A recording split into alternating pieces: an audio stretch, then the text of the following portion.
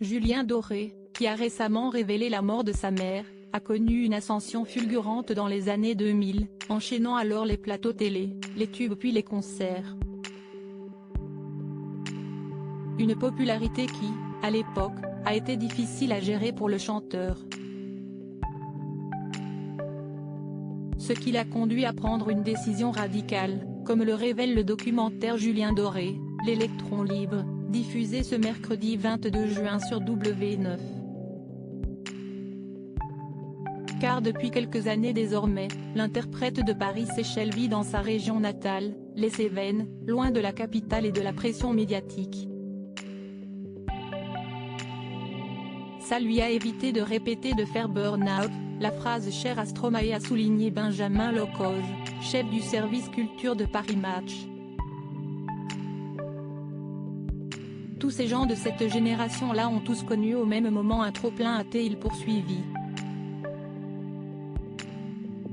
Difficile donc à l'époque pour le chanteur de supporter ce changement si brutal dans son mode de vie.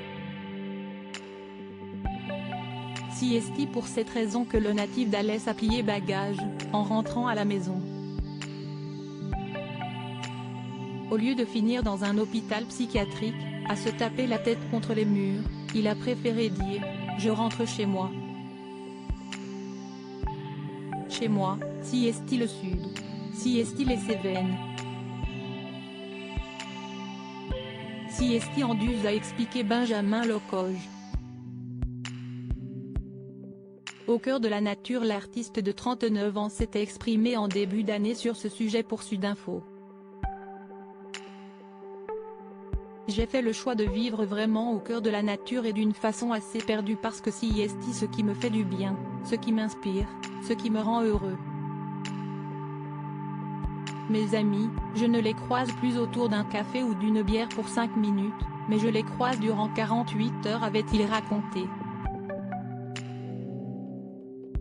Une vie bien plus sereine qu'à Paris donc, pour le gagnant de la 5e saison de La Nouvelle Star, lui qui était récemment devenu papa pour la première fois. Ce qui l'a conduit à changer de comportement vis-à-vis de ses fans. Sur scène, je suis un daron, ce rôle-là, intime, celui de la maison, cette responsabilité, je la sens envers les gamins que j'ai devant moi, ceux qui me disent un petit mot, me donnent un dessin, a-t-il déclaré dans les colonnes du Parisien le 3 avril dernier. Il cherche en revanche à préserver la mère de son enfant des réseaux sociaux. Je suis dans une relation amoureuse plus apaisée, avait-il révélé dans le magazine Psychologie l'année dernière, sans pour autant dévoiler son identité, ou donner des détails sur sa compagne. Pour rappel, ses précédentes aventures amoureuses, notamment celle avec les actrices Louise Bourgoin et Marina Hens, avaient fait couler beaucoup d'encre.